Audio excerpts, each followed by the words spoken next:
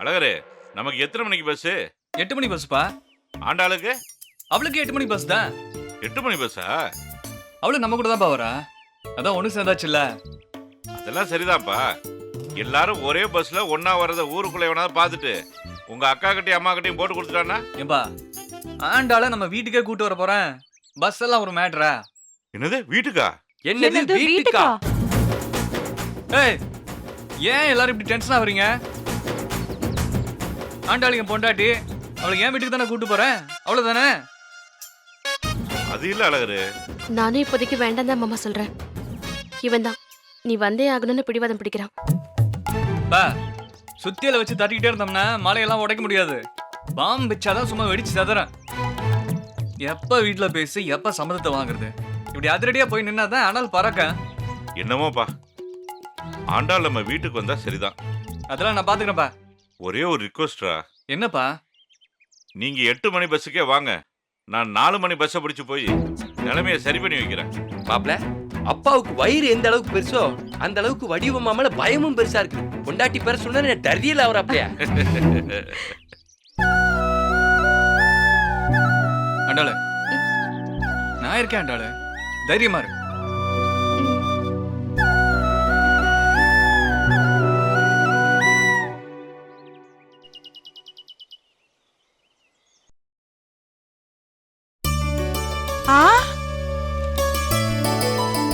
ஏ வடிவு, ஏன் இப்படி பேய பார்த்த மாதிரி கத்துற? நீங்க தானா? நான் யாரோ என்னமோ நினைச்சு பயந்தே போயிட்டேன். ஆமா, நீங்க எப்ப வந்தீங்க? ஒரு சத்தத்தையும் காணோம். இப்பதான் வந்து ஒரு 1/4 மணி நேரம் ஆச்சு. கொல்ல பக்கம் வந்து பார்த்தேன், நீ மும்முரமா பாத்திரம் விளக்கிட்டு இருந்த. சரி, ஒண்ணு தொந்தரவு பண்ண வேண்டாம்னு பேப்பரும் கையுமா உட்காந்துட்டேன். ஆமா ஆமா, 4 நாளா நீங்க இல்லாம இந்த நாற்காலி அப்படியே தவிச்சு போயில கிடந்துச்சு. எப்படா எசமா வந்து உக்காந்து பேப்பர் படிப்பாருன்னு ஆசையால காத்துக்கிட்டு இருந்தது. நாற்காலி மட்டும்தான் காத்துக்கிட்டு கிடந்துச்சா? நீ இல்லையா? அட போங்க. சரி, கல்யாணம் எல்லாம் எப்படி நடந்துச்சு? உங்களை நல்ல விதமா கவனிச்சாங்களா? எல்லாமே சிறப்பு தான், ஒரு குறையும் இல்ல. ஆமா, அழகர் எங்கங்க? யாருக்கு தெரியும்? என்னது, யாருக்கு தெரியுமா? என்னங்க பதில் இது? போகும்போது 2 பேரும் ஒன்னா தானே போனீங்க? ஆமா, வரும்போது நான் முன்னால வந்துட்டேன், அவன் பின்னாடி வருவான். அது என்னது ஒன்னா போயிட்டு தனித்தனியா வர்றது? அவன் கூடவே சேர்ந்து வந்திருக்க வேண்டியதானே? அவன் சின்ன பையன், மாப்பிள்ளையோட சிநேகிதன் வேற. கல்யாணம் முடிஞ்ச கையோட மறுவீடு விருந்துன்னு கத்தியோட சுத்திக்கிட்டு இருப்பான். அது வரைக்கும் நாங்க இருக்க முடியுமா? அதான் கிளம்பி வந்துட்டேன். என்னமோ சொல்றீங்க. 2 நாளா அவனுக்கு நான் ஃபோன் பண்ண, லைனே கிடைக்கல. உங்களுக்கு அடிச்சு அவங்கிட்ட போனை கொடுங்கன்னு சொன்ன, அங்க போயிருக்கான் இங்க போயிருக்கான்னு ஏதேதோ கதை சொன்னீங்க.